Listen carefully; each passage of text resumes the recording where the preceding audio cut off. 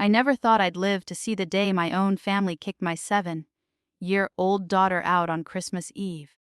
But that's exactly what happened. While the rest of them sat around the table laughing, drinking, and carving turkey, my little girl sat outside on the freezing porch, shivering in her red Christmas dress, waiting for me to realize she was gone.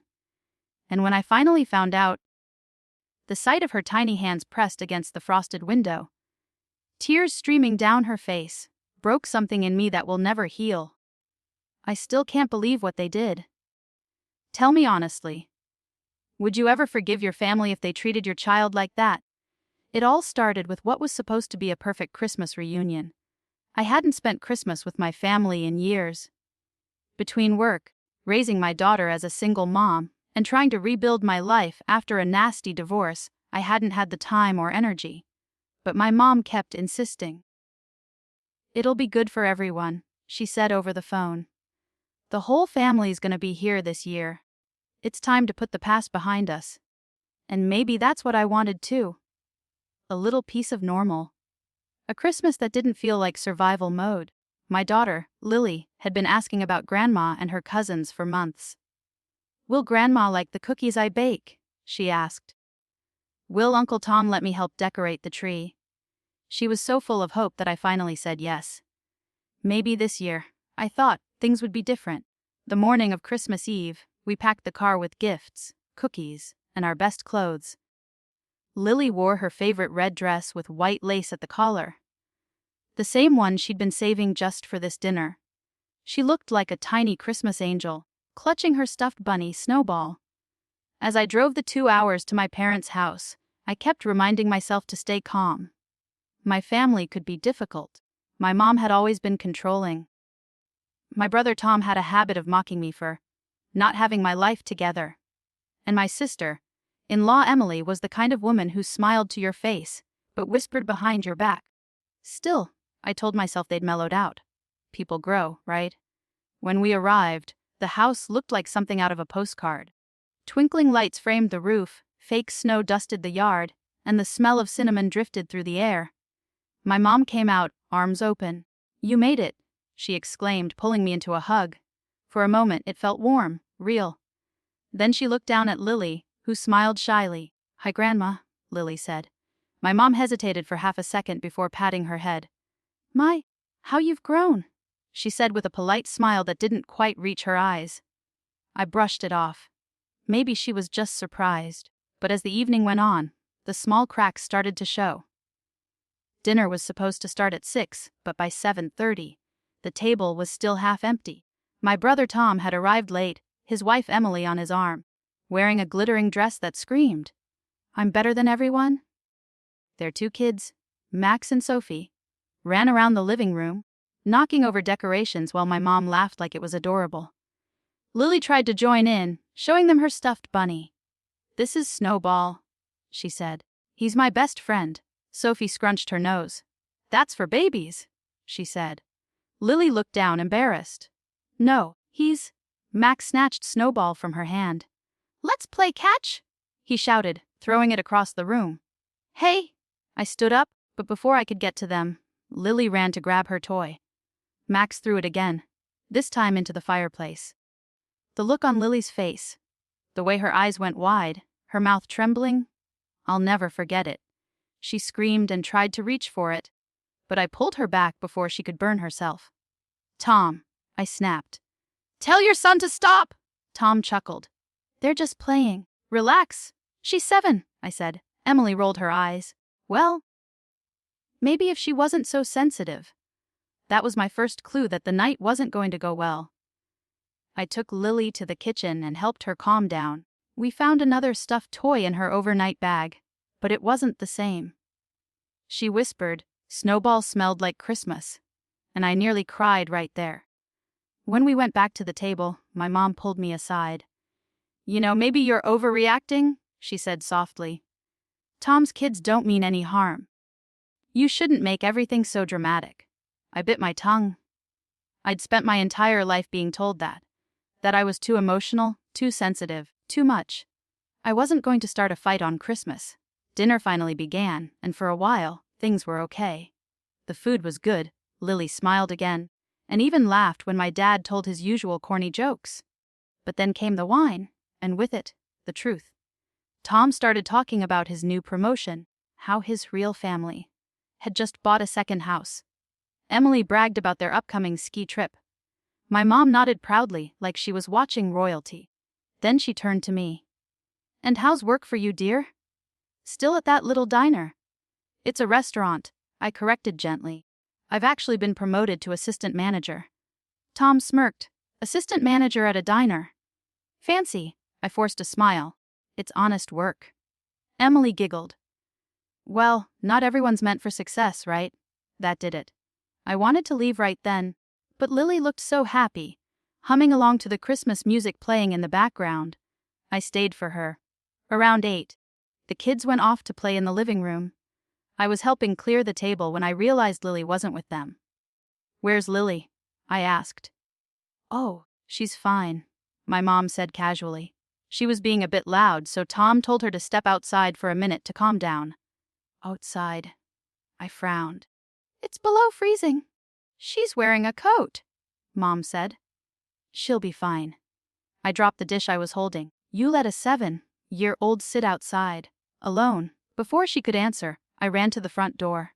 The moment I opened it, a blast of icy air hit me. There, on the porch, was Lily, sitting on the wooden steps, her small body shivering violently. Snow had started to fall. Her cheeks were red, her lips trembling. She was hugging her knees to her chest, whispering to herself. I was just laughing too loud.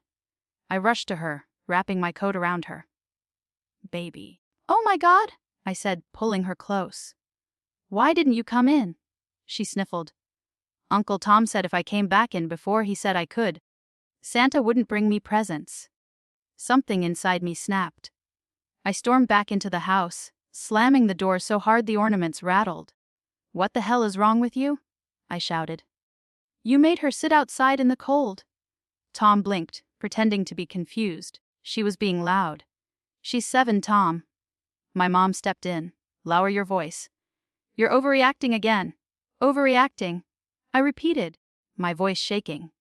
"She's freezing out there," Emily scoffed. "Maybe you should teach her to behave." Our kids were trying to watch a movie, and she kept interrupting. I turned to her. "You're unbelievable." Tom leaned back in his chair, smirking. "Maybe if you weren't such a soft parent." I didn't let him finish. "You don't get to talk about parenting when you traumatize a child on Christmas." The room went dead silent. My mom's face turned cold. "Nuff. You're ruining the evening." I looked around, waiting for someone, anyone, to defend us. My dad just looked down at his plate. No one said a word. Lily tugged on my sleeve. "Mommy, can we go home?" she whispered. And right then, I knew what I had to do. I grabbed our coats and our bags. "We're leaving." My mom stood up. "You are not walking out on Christmas Eve. Watch me," I said, my voice shaking. She glared. "If you walk out that door, don't bother coming back." I looked at her for a long time. Really looked. At the woman who'd always told me to stay quiet, to be grateful, to never make a scene. And I realized I was done being small to make her comfortable. I held Lily's hand and walked out. The snow was falling harder now, covering the driveway in white. As I strapped Lily into her seat, she looked up at me with wide eyes. "Did I do something bad, Mommy?" "No, sweetheart," I said, brushing her hair back. "You didn't do anything wrong." They did. We drove in silence for almost an hour before I had to pull over. My hands were shaking so badly I could barely hold the wheel. Lily had fallen asleep in the back seat, her small hands still clutching that singed stuffed bunny. I remember sitting there on the side of that snowy road, thinking about everything. About how my family had looked right through me, through her, like we were nothing. About how my own mother could watch her granddaughter freeze and call it discipline. And for the first time in my life, I felt something stronger than sadness. I felt resolve. Because if my family could do that to my daughter once, they'd do worse if I ever let them back in. But here's the thing. That wasn't the end of it. A few days later, after I'd finally gotten Lily warm, fed, and settled at home, my mom called me. Her voice was cold as ice. She said she wanted to talk about what happened. But what she really meant was she wanted to blame me. And that's where everything really exploded. Before I tell you what she said, and what I did next, I want to ask you something. If your family kicked your child out into the cold on Christmas Eve and acted like you were the problem, what would you have done? Would you forgive them? Would you let them back into your life? Comment below what you would have done if you were in my shoes, because the next part of this story gets even darker than you think. When my mom called a few days after Christmas, I thought maybe, just maybe, she was calling to apologize. Maybe she'd realized what they'd done. Maybe she'd seen the look on Lily's face, the way her tiny body shook in the cold, and felt the same horror I did. I wanted to believe that some part of her heart was still human. But I was wrong. "Hello?" I answered, holding the phone to my ear while folding Lily's new blanket, the one I bought after she cried about her lost stuffed bunny. Her voice was sharp and cold. "We need to talk about your behavior, young lady."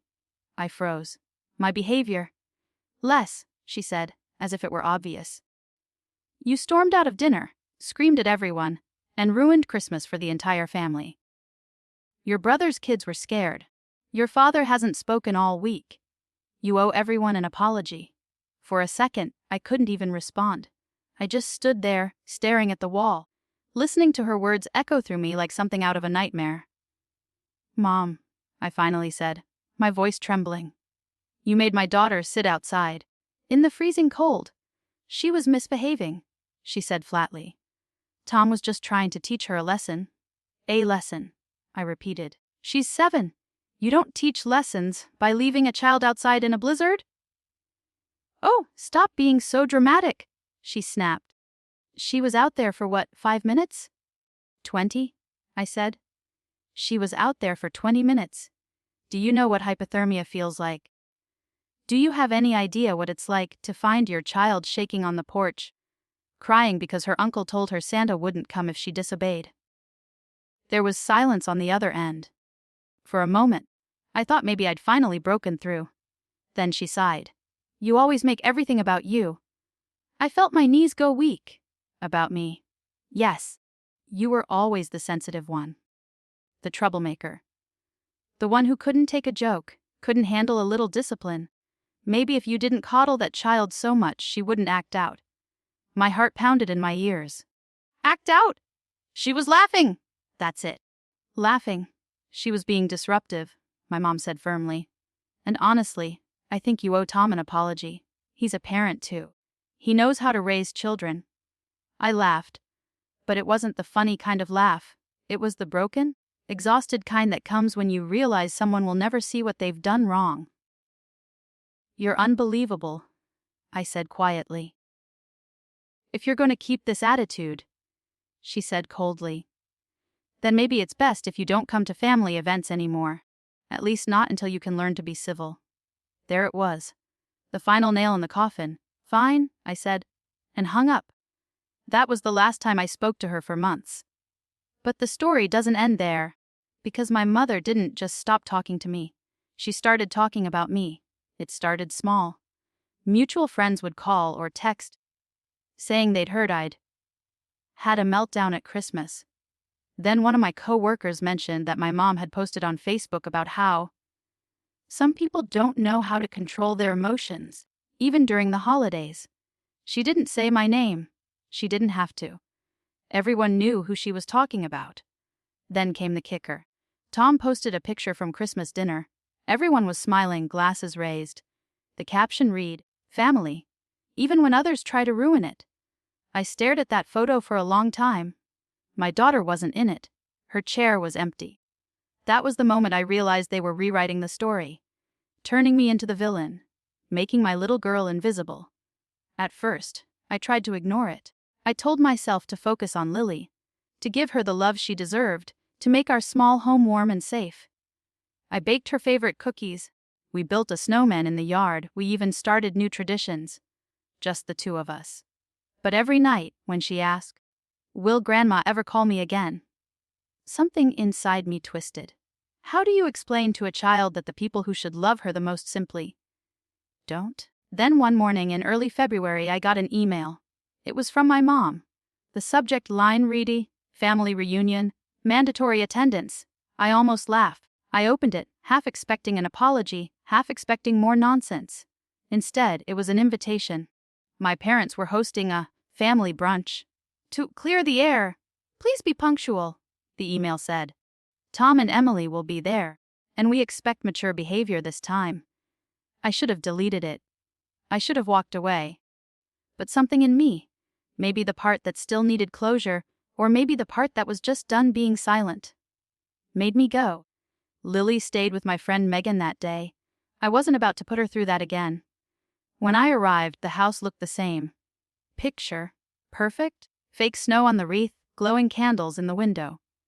My mom opened the door with that same stiff smile. "You came," she said, like she was surprised. "I came to say my piece," I said. We sat down in the living room. Tom was on the couch, legs crossed, phone in hand. Emily sat beside him, smirking. My dad sat in his recliner, staring at the floor. My mom poured coffee, acting like everything was normal. "So," she said brightly, "I think we can all agree that things got a little out of hand on Christmas Eve." "A little out of hand," I repeated. Tom leaned forward. "You screamed at everyone, embarrassed Mom in front of the kids, and stormed out. What did you expect?" "I expected you not to abuse a child," I said coldly. Tom rolled his eyes. "Oh, come on. You're still on about that?" Emily snorted. "Maybe next time don't bring a brat who can't behave." My hands clenched into fists. "You call my daughter a brat one more time, and I swear." "See," my mom interrupted. "This is what I mean. You're always angry, always overreacting. You twist everything into drama." I stood up. "I'm angry because you put a child in danger and still don't care." My dad finally spoke, his voice quiet. "Maybe we all just need to move on." I turned to him. "Move on? From what you did to Lily? From how you all made her feel like she wasn't part of this family?" No one answered. They just sat there, looking everywhere but at me. And in that silence, something in me shifted. I realized there was no saving this. They weren't going to apologize, because in their world, they hadn't done anything wrong. They'd rather destroy me than admit fault. So I decided to stop playing nice. I pulled out my phone. "Good," I said, "because I want to make something very clear. You're all going to stay out of my life. No calls, no visits, no gifts for Lily. Nothing. You're done," Tom scoffed. "You can't keep us from her. We're family?" I smiled. "You're right. Family cares. Family protects. You're not family anymore." My mom stood up. "Don't you dare talk to me like that in my house." I looked her in the eye. "Then maybe you should have acted like a mother instead of a monster." I left without another word. That night, I sat on the couch, watching Lily color with her new crayons. She looked up at me and smiled. "Mommy, when can we see Grandma again?" I took a deep breath. "Sweetheart," I said gently, "sometimes people hurt us, even if they're family. And when that happens, we have to protect ourselves." She nodded, thinking hard. Then she said, "So we can make a new family, right? Like you and me." I smiled through my tears. Exactly. But as much as I wanted to leave it behind, my family didn't stop. A few weeks later, I got a call from Lily's school. The secretary said my mother had come by, uninvited, and tried to pick up her granddaughter. When the school refused, she caused a scene, claiming I was keeping the child from her rightful family. I had to call the police. That was when I filed an official restraining order. The officer who helped me said, "I see this a lot. People think family means ownership. It doesn't. You did the right thing." But that night, I cried. Not because I doubted myself, but because it shouldn't have come to this. The next few months were hard. Lily started having nightmares. She'd wake up crying, saying, "Don't make me go outside again." I'd hold her and tell her over and over that she was safe, that Mommy would never let anyone hurt her again. Slowly, she started to heal. We both did. We planted a small Christmas tree in our backyard that spring. A living tree, not plastic or fake. Lily decorated it with little paper ornaments she made herself. She said, "Now we can have Christmas anytime we want." And just like that, something that had once been a nightmare turned into something beautiful. But life has a strange way of coming full circle. That December, almost a year after the porch Christmas, I got a letter in the mail. It was from my dad. His handwriting was shaky. He said he was sorry. Not for everything, but for not standing up for me. He said he'd seen the truth now, that Mom and Tom had gone too far. He said he wanted to see Lily again, if I'd allow it. I hesitated for a long time. Then I decided to meet him. In a public place, a little cafe downtown. When he walked in, he looked older, smaller somehow. He held a wrapped box in his hand. "It's for her," he said softly. "Something I made." Inside was a little wooden bunny, hand-carved, painted white, with a tiny red ribbon around its neck. "I can't replace the one she lost," he said, "but maybe this will help." For the first time in a long time, I saw sincerity in his eyes. I let him see Lily again, slowly, carefully, with boundaries. And she loved the bunny. She called it Hope. That Christmas, we didn't go back to the family house. We stayed home, just the two of us, with hot cocoa, a homemade tree, and the kind of peace I'd never known growing up. And for the first time, I realized that family isn't blood. Family is love, safety, trust. It's the people who would never make your child sit in the cold. So when people ask me now if I regret cutting my family off, I say no. I didn't lose family that night. I found out who my real one was. And if anyone out there is listening who's been through something like this, if you've been made to feel small, silenced, or blamed for protecting your child, I want you to know you're not crazy. You're not dramatic. You're brave. Because sometimes, the hardest thing you can do is walk away from the people who raised you. And protect the little person who's counting on you to break the cycle. So tell me, if your family did this to your child, would you forgive them? Would you give them another chance? Or would you do what I did? Finally stand up, walk out, and build your own version of family? Let me know what you think in the comments. And if you were on my side, hit that like button. It helps more people hear stories like this. Subscribe for more real-life stories of courage, betrayal, and healing. And don't forget to share your thoughts below. I read every single one. I'll see you all in the next story.